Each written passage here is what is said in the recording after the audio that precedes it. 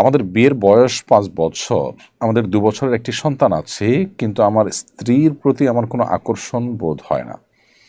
আমার স্ত্রীর কোনো দোষও নেই, সে যথেষ্ট ভালো মেয়ে। এই অবস্থায় আমার করণীয় কি? আমার সম্পর্ক অব্যাহত রাখা কি ঠিক হবে?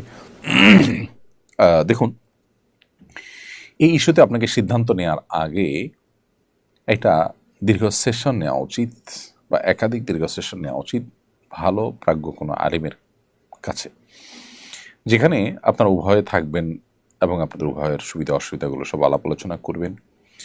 তারপর আপনাদেরকে সিদ্ধান্তে আসতে হবে। বিবাহ বিচ্ছেদ বা সম্পর্ক ইতি টানা, এই বিষয়টা এতই গুরুত্বপূর্ণ যে এটাকে আসলে সংক্ষিপ্ত কোনো প্রশ্নোত্তরের সেশনে প্রশ্ন দিয়ে 10-20 সেকেন্ডের কোনো রিপ্লাই পেয়ে আপনি তার উপর ভিত্তি করে সম্পর্ক ছেদ করে ফেলবেন, বিষয়টা সেরকম নয়।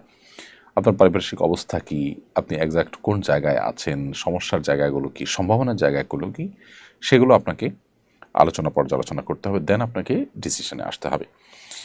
যদি ব্যাপারটা এরকম হয় যে আপনার স্বাস্থ্যগত সমস্যা, তাহলে সেক্ষেত্রে আপনি চিকিৎসা করাতে পারেন। যদি হতে পারে আপনার মানসিক সমস্যা, সেক্ষেত্রে আপনি চিকিৎসা করাতে পারেন।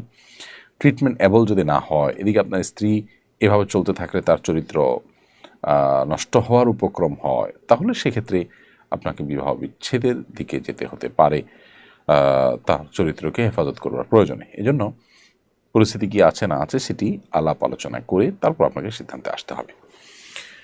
কয়েকদিন ধরে বাংলাদেশ ভারত সীমান্তে বিজিবি বিএসএফ উত্তেজনা চলছে। সীমান্ত রক্ষার্থে যদি বাংলাদেশ